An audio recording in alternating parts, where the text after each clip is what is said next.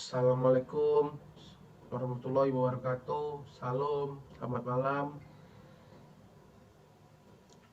Baiklah, perkenalkan nama saya Dasani Usman Indonesiahan dengan NPM 121 Di sini saya akan menjelaskan tugas makalah yang berjudul Telekomunikasi dan Profesi. Selanjutnya saya akan menjelaskan apa itu telekomunikasi. Yang pertama itu pengertian dari telekomunikasi. Telekomunikasi itu berasal dari bahasa Yunani. Tele artinya jauh, komunikasi adalah penyampaian informasi antara satu tempat ke tempat yang lain. Telekomunikasi ialah penyampaian informasi ataupun hubungan antara satu tempat ke tempat yang lain yang jaraknya itu sangat jauh. Telekomunikasi juga itu memerlukan bantuan peralatan khusus seperti peralatan elektronik atau perangkat elektro. Selanjutnya saya akan menjelaskan beberapa definisi telekomunikasi menurut Webster, IEE, Wikipedia, Undang-Undang Nomor 36 Tahun 1999, dan menurut pandangan umum. Selanjutnya itu saya akan membahas asas-asas telekomunikasi yang harus dipenuhi. Yang pertama itu keterbukaan. Jadi asas-asasnya itu yang harus dipenuhi: penyelenggara telekomunikasi harus memberikan akses terbuka kepada pengguna jasa tanpa diskriminasi. Yang kedua, kemandirian. Itu yang harus dipenuhi: penyelenggara telekomunikasi harus mandiri dalam penyediaan jasa telekomunikasi serta menghindari ketergantungan terhadap pihak lain. Yang ketiga itu transparansi. Penyelenggara telekomunikasi harus transparan dalam penyedia jasa telekomunikasi dan memberikan informasi yang jelas serta mudah dipahami oleh pengguna jasa. Yang keempat itu keadilan. Penyelenggara telekomunikasi harus bersikap adil dalam memberikan pelayanan kepada pengguna jasa atau user tanpa membedakan latar belakang, agama, suku, jenis kelamin, dan lain sebagainya. Selanjutnya itu keamanan. Asas yang harus dipenuhi itu penyelenggara telekomunikasi harus menjaga keamanan informasi yang dihasilkan oleh jaringan telekomunikasi dengan memberikan perlindungan terhadap serangan cyber. Selanjutnya saya akan menjelaskan tujuan telekomunikasi. Tujuannya itu mempercepat pertukaran informasi dalam era informasi yang semakin maju. Telekomunikasi juga menjadi sarana yang penting untuk mempercepat pertukaran informasi antara individu, organisasi maupun negara. Yang kedua itu meningkatkan efisiensi. Dengan menggunakan teknologi telekomunikasi, proses komunikasi dan pertukaran informasi dapat dilakukan secara cepat dan efisien. Secara waktu yang cepat sehingga dapat meningkatkan produktivitas dan efisiensi dalam berbagai bidang. Yang ketiga itu meningkatkan aksesibilitas, yang dimana telekomunikasi juga dapat meningkatkan aksesibilitas terhadap informasi dan layanan, terutama di wilayah yang sulit dijangkau ataupun terpencil. Yang keempat, meningkatkan kualitas hidup, yang dimana telekomunikasi dapat memberikan kemudahan dalam mengakses informasi sehingga dapat meningkatkan kualitas hidup dan memberikan kemudahan dalam menjalankan aktivitas sehari-hari. Yang terakhir itu memperkuat persatuan dan kesatuan, yang dimana telekomunikasi ini juga dapat memperkuat kita dan membantu kita maupun itu bangsa, organisasi, dengan mempercepat pertukaran informasi dan meningkatkan aksesibilitas terhadap informasi yang bersifat nasional.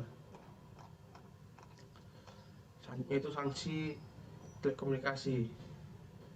Adapun ketentuan pidana dalam RUU biasanya bersih tentang tindakan pidana yang diberikan kepada pelaku yang merupakan pelanggaran terhadap peraturan tersebut. Ketentuan pidana dalam RUU juga dapat berisi tentang sanksi pidana bagi orang-orang yang melakukan tindakan dan membahayakan infrastruktur telekomunikasi atau keamanan negara dalam RUU, yang dimana dalam RUU telekomunikasi sanksi administratif diatur dalam pasal 164 sampai 171 yang mencakup berbagai jenis sanksi administrasi seperti peringatan, teguran, pembatasan akses, pencabutan izin, dan denda. Sementara itu sanksi pidana diatur dalam pasal 288 sampai 293 yang mencakup berbagai jenis tindakan pidana seperti penggunaan frekuensi yang tidak sesuai, penggunaan jaringan, dan kejahatan terhadap keamanan telekomunikasi dan negara.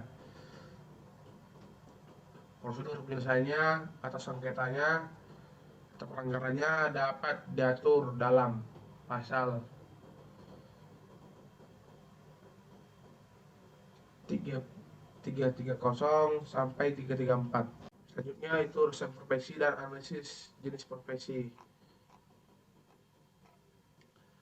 Resum profesi, yang dimana profesi di bidang teknologi informasi dan komunikasi atau TIK sangat penting karena industri TIK menjadi tulang punggung dan kemajuan digital saat ini. Berikut adalah beberapa yang perlu diketahui untuk mengenal atau mengenai profesi di bidang TIK. Yang pertama itu kebutuhan. Kebutuhan tenaga kerja di bidang TIK semakin meningkat seiring dengan perkembangannya teknologi digital. Banyak perusahaan yang membutuhkan tenaga kerja yang ahli di bidang TIK untuk mendukung bisnis mereka. Beberapa profesi di bidang TIK yang banyak dicari antara lain programmer, pengaman perangkat lunak atau developer, analisis sistem, spesialis keamanan siber, administrator jaringan, dan desainer web. Dalam kesimpulannya, profesi di bidang TIK merupakan pilihan karir yang menarik bagi mereka yang memiliki minat dan kemampuan di bidang teknologi dan inovasi. Dalam mengikuti perkembangan teknologi yang cepat, seorang TIK harus memiliki kemampuan dan terus belajar dan beradaptasi agar dapat berhasil di bidang yang semakin kompetitif ini. Selanjutnya itu profesi kesehatan. Profesi ini berkaitan dengan bidang kesehatan, meliputi dari dokter, perawat, farmasi, ahli gizi, dan terapi fisik. Mereka juga bekerja mempromosikan kesehatan, mendiagnosis, merawat, dan menyembuhkan penyakit, serta membantu pasien memulihkan kesehatannya. Selanjutnya itu profesi hukum. Profesi ini berkaitan dengan bidang hukum, meliputi hakim, jaksa, pengacara, notaris, dan paralegal. Mereka bertanggung jawab untuk menerapkan hukum dan memberikan bantuan hukum kepada klien. Selanjutnya itu profesi keuangan. Profesi ini juga berkaitan dengan keuangan, meliputi akuntan, auditor, analisis keuangan, konsultan keuangan, yang tugasnya bertanggung jawab mengelola dan menganalisis informasi keuangan serta memberikan saran kepada klien mereka. Selanjutnya profesi teknologi. Profesi ini berkaitan dengan bidang teknologi yang meliputi programmer, analisis sistem, administrator jaringan, desainer web, yang tugasnya di mana mereka harus mengembangkan dan merancang serta memelihara sistem dan membuat aplikasi teknologi informasi. Selanjutnya itu profesi pendidikan. Profesi ini berkaitan dengan bidang pendidikan seperti guru, dosen, peneliti, dan konselor. Mereka bertanggung jawab untuk mendidik dan membimbing siswa ataupun mahasiswa dalam mencapai tujuan pendidikan mereka. Selanjutnya, analisis jenis-jenis profesi dapat membantu seseorang memahami karakteristik dari setiap jenis pekerjaan yang memberikan pandangan yang lebih baik mengenai profesi mana yang cocok sesuai dengan kemampuan serta mampu menjalaninya. Hal ini juga mampu membuat para pekerja untuk memperoleh pengetahuan dan keterampilan yang dibutuhkan untuk sukses atau mencapai target di bidang yang dia pilih. Baiklah, sekian presentasi saya. Terima kasih.